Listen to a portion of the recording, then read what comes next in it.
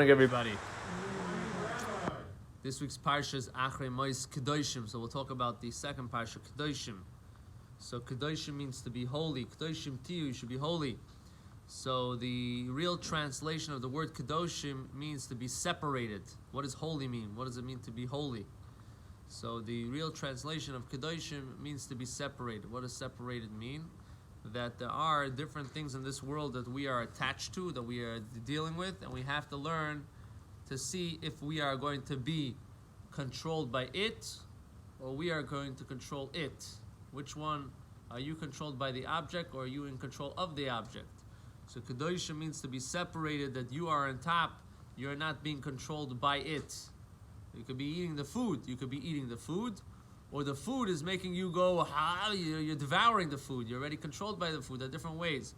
So it's brought down that every time we do a mitzvah, Hashem makes us holy.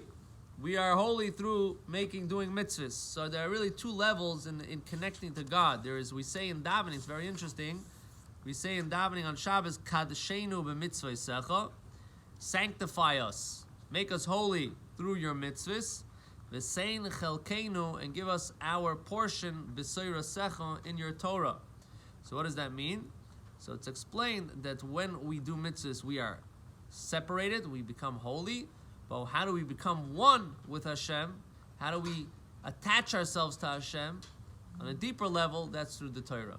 So the mitzvahs make us separated, pick us up a notch, higher than the world.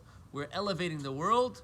We're bringing the world to a higher status, but at the same time, to go even deeper, to connect to Hashem on a deeper level, in a certain extent, it's through learning Torah. There were many people that had an issue when the Rebbe came out with the campaign of putting on tefillin with people. And there were those that claimed that how can you put on tefillin with a person in the street? You don't know where he's coming, you don't know where he's going, you don't know what he did, you don't know what he's thinking in his mind. Maybe he's not, he's just doing it out of just being nice to you, but he doesn't really have the real kavanah, he doesn't have the real intention, and so on and so forth. So there was one person in particular that he came to the Rebbe, and he was at a private audience, and he came with this question: how is it that you're putting on a person tefillin? And he gave an example. He says it's like a person not wearing any clothes, and you're putting him on a tie. That's what he says. So the Rebbe told him, if you put on a person that doesn't have any clothes, a tie, what's going to happen? He's going to realize now that he doesn't have any clothes. This is an inspiration for the person. Every mitzvah that we do, we inspire ourselves and we inspire others. So this is really a start of the person on a whole new level.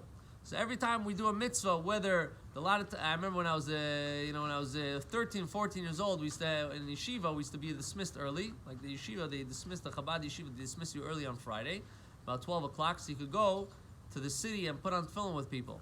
So I came into one of the stores, and I used to put on the tefillin with this guy every week. So he goes, sorry, I can't put on tefillin today. I said, why not? He says, because today I did something wrong. I can't, it doesn't work. I can't put on my tefillin today. But you see, this person had a certain connection. They said, okay, today I don't feel like I match up with it. There's a level that it elevates. So I was arguing with him back and forth. You have to put it on anyway. But just because you did something wrong doesn't mean you should lose out on the mitzvah.